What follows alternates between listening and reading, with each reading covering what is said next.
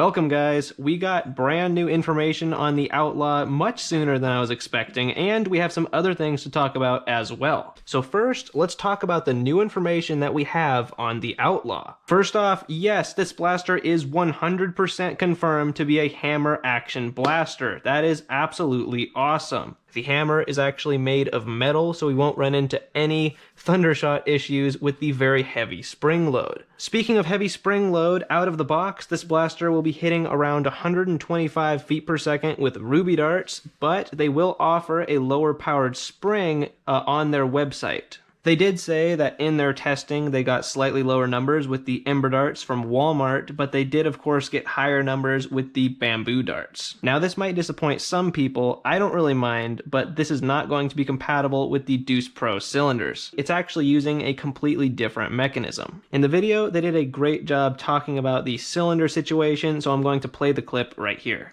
This is a new and improved cylinder. So what you're going to notice is that it's actually got like a little spring here in the back, and you might be wondering, why would the cylinder want to have a spring? That doesn't make any sense, right? Well, it actually does. So if you're looking right here, what you'll notice is, there we go.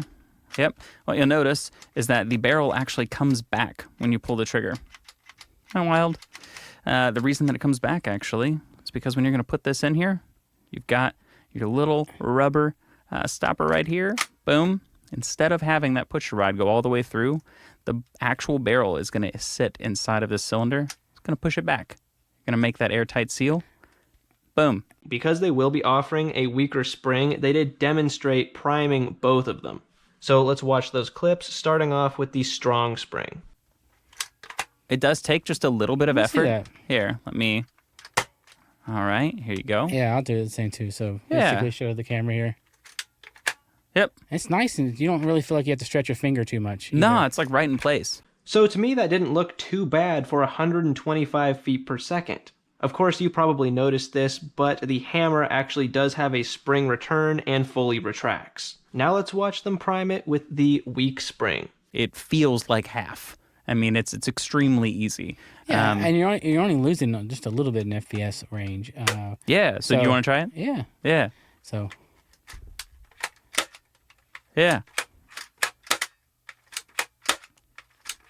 So that definitely does look a little bit easier with the weak spring they're going to be offering, but they did say it would lower the performance to about 100. So overall, I couldn't be happier that this thing did turn out to be hammer action. I was nervous for a second that it was not going to be, but they pulled it off.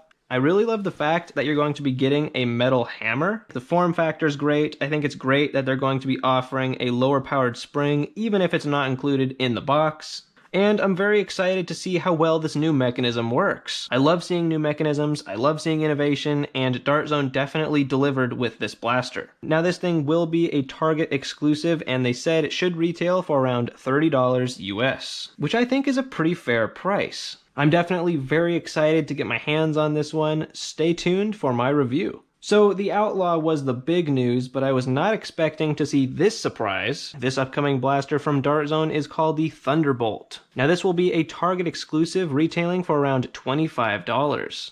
At first when I saw the blaster, I thought it was going to be full auto, but it is a semi-automatic blaster. They say this is the improvement or the next evolution of the Spectrum. It features a very cool looking translucent magazine, a really nice looking mag release, a similar rev trigger to the Spectrum, Cornerfire, and other Dart Zone blasters. In the box, it ships with chili darts, which is to be expected because this is a Target exclusive. Now the stock looks pretty cool. It's actually going to be an N-Strike to buffer tube stock. We saw a similar stock on the Mark 1.2. That stock was pretty bad, but it did have that folding gimmick. This one does not have that, so I'm hoping it's going to be stable. The jam door is present on the left, and they say it hits an average above 90.